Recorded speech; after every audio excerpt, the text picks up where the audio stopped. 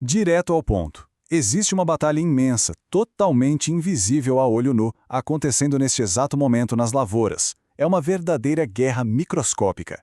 De um lado, temos as plantas tentando alcançar seu máximo potencial produtivo, do outro, patógenos devastadores sugando toda essa energia. Nesta análise de hoje, a gente vai desvendar a biologia dessas ameaças e as estratégias super sofisticadas que usamos para tentar defender as colheitas.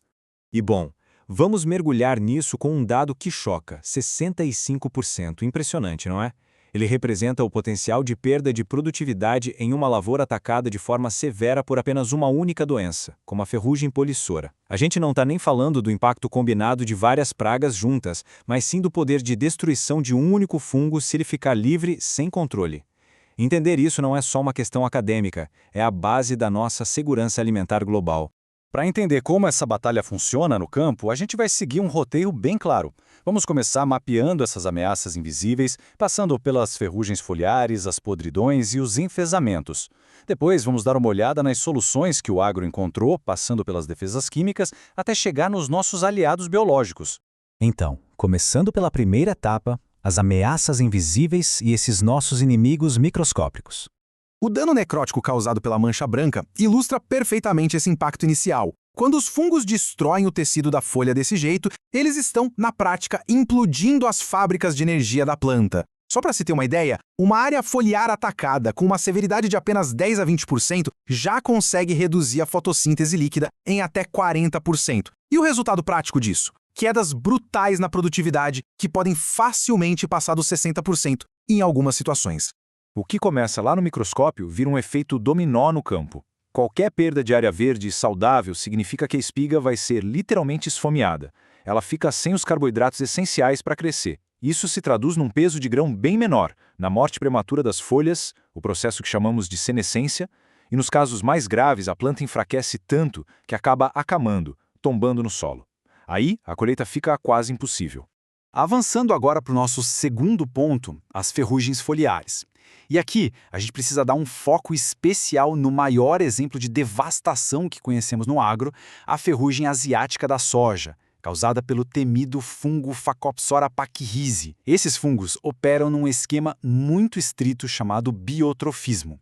Eles são parasitas obrigatórios. Isso quer dizer que eles dependem 100% de um tecido vivo para sobreviver, extrair nutrientes e se reproduzir. Se a planta hospedeira morre, o fungo biotrófico simplesmente não completa o ciclo dele. E é exatamente essa mesma biologia impiedosa que rege as ferrugens lá no milho.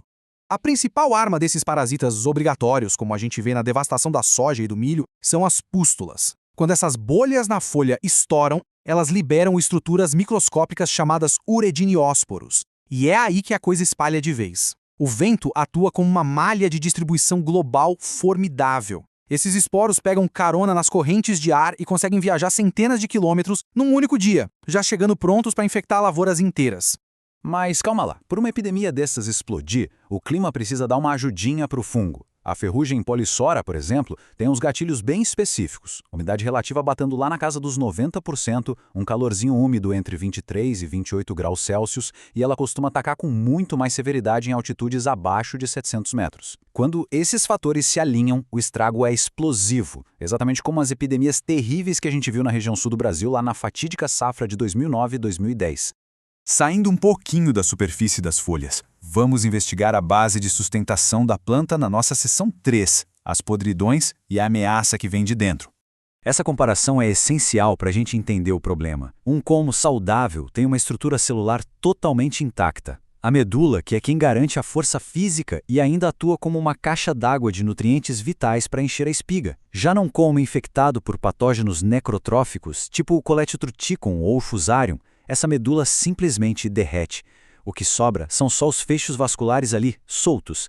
É uma falência estrutural completa que faz a planta tombar antes mesmo de conseguirmos entrar com a colheitadeira. E o maior desafio no manejo desses fungos necrotróficos é que eles são absurdamente resilientes. Diferente dos parasitas obrigatórios que dependem de tecido vivo, esses aqui vivem super bem na palha seca. Eles persistem nos restos culturais deixados no campo, no próprio solo, nas sementes e até em plantas daninhas. Essa sobrevivência saprofítica na palhada significa que técnicas tradicionais como aquela rotação de culturas mais simples frequentemente perdem uma boa parte da eficácia. Entrando na nossa quarta sessão, abordamos uma ameaça sistêmica completamente diferente, o complexo do enfesamento e a atuação da cigarrinha. O ciclo de infecção aqui é, de certa forma, fascinante. Funciona como um verdadeiro cavalo de Troia biológico. A cigarrinha do milho, a Dalbolus maides, se alimenta da seiva de uma planta já doente e acaba adquirindo bactérias conhecidas como Mollicute. Esses patógenos não apenas sobrevivem ali, mas se multiplicam muito rápido dentro do próprio inseto. E aí, quando a cigarrinha migra e pica uma planta totalmente saudável, ela injeta essas bactérias direto no sistema vascular, completando a transmissão. Uma vez infectada, a planta exibe alterações estruturais muito severas, o que a gente conhece por enfesamento. O sintoma clássico é o encurtamento dos entrenós. A planta fica anã, com uma arquitetura altamente compactada que prejudica demais a intercepção da luz solar. E o grande perigo no dia a dia da lavoura é que essas folhas amareladas ou avermelhadas são muito confundidas com uma deficiência nutricional boba, como a falta de fósforo, o que gera diagnósticos e tratamentos errados. E frente a tudo isso, como o agro se defende?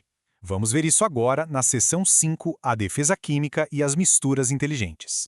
O manejo químico ataca o problema em várias frentes celulares simultaneamente. Retomando o combate pesado aos fungos biotróficos, as estrobilurinas são verdadeiras especialistas em inibir a respiração da mitocôndria logo no início, literalmente travando a germinação do esporo.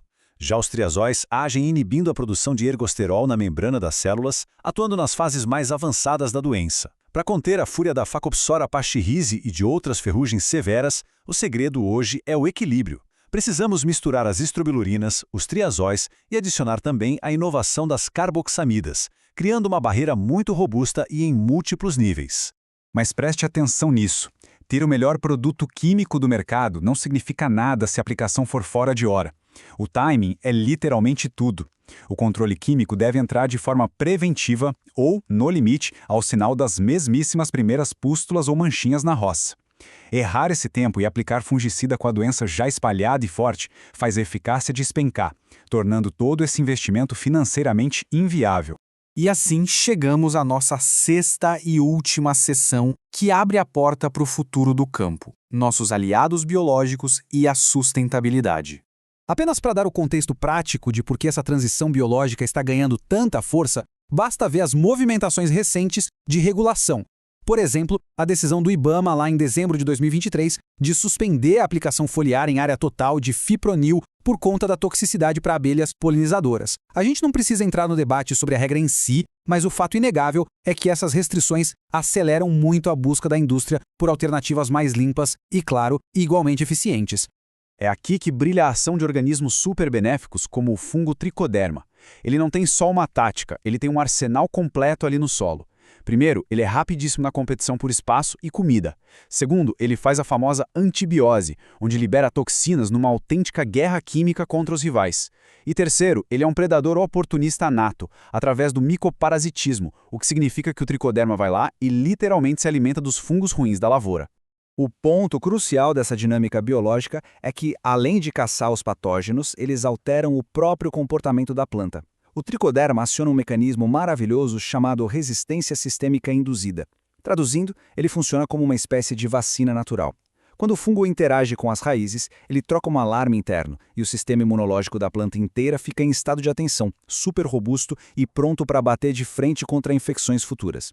E os biológicos também estão agindo contra os insetos transmissores, viu? Fungos entomopatogênicos surgem como uma alternativa fantástica e sustentável contra a cigarrinha do milho. Quando esses fungos encostam na praga, eles entram nela, germinam e se multiplicam de maneira brutal, derretendo o sistema nervoso e digestivo do inseto de dentro para fora. É um controle contínuo, extremamente eficiente e com um impacto no meio ambiente muito menor.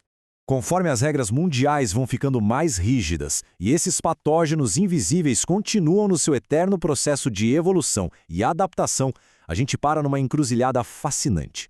Será que as alianças biológicas integradas, juntando a força da natureza com a inteligência do manejo, vão acabar substituindo os métodos tradicionais e se tornarão a nossa principal defesa para garantir comida no prato do mundo todo? Fica aí uma reflexão fundamental sobre esse equilíbrio super delicado na proteção das safras. Essa foi a nossa análise de hoje, espero que tenha trazido muito valor. Até a próxima!